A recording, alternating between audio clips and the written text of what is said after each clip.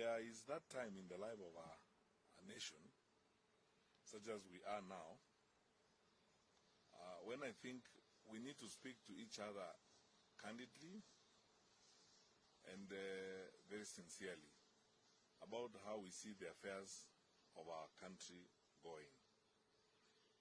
And most of what I'm going to do this morning, I believe I feel the weight of responsibility on my shoulders as a political leader in a party, number one, and then secondly, as someone who had the privilege of serving as the Cabinet Minister for Interior and Coordination of National Government, and therefore sat in the apex of the national security infrastructure in the country for about 5 years.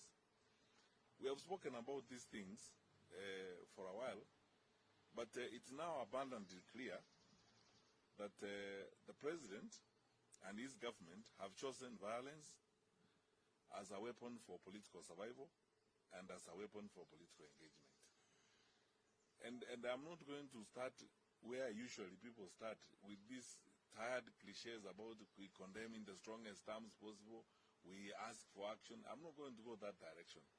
Because what we are dealing with is abundantly clear to all of us that we have come to a point where certain serious conversations must happen in this country and choices must be made.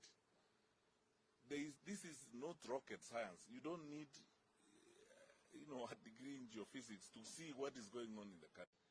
The tragedy of it all is that now we have been warning everybody, and that's why I'm not going to go into those usual silly niceties of saying we warn, we condemn.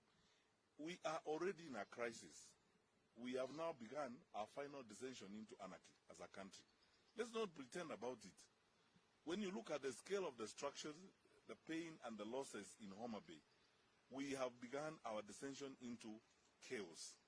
And clearly, the President and his government have chosen that path.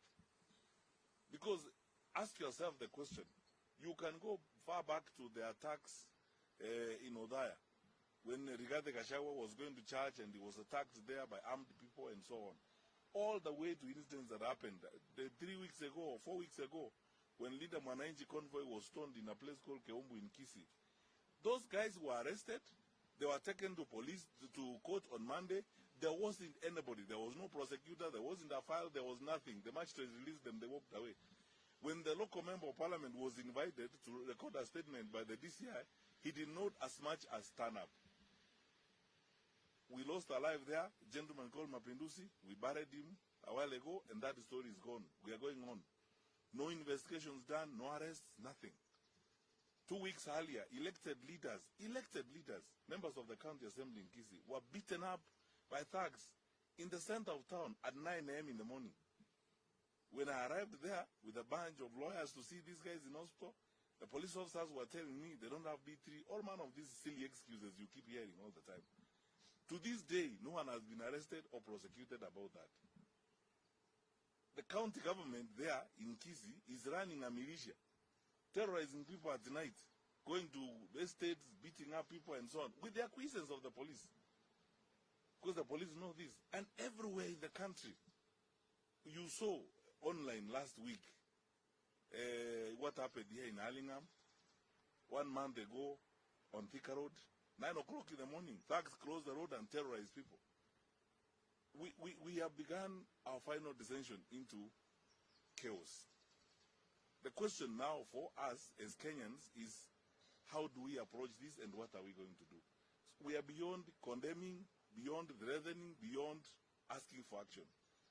I think for me, beginning now, and I will consult with my colleagues in the opposition, we are going to have a retreat next week, and all Kenyans of goodwill, let us now engage our thoughts and minds on how are we going to deal with this government. Because this is not ordinary business. What you are seeing here is not ordinary business. There are no arrests. The political difference is not a good enough excuse to inflict the kind of loss and pain that we have seen this weekend.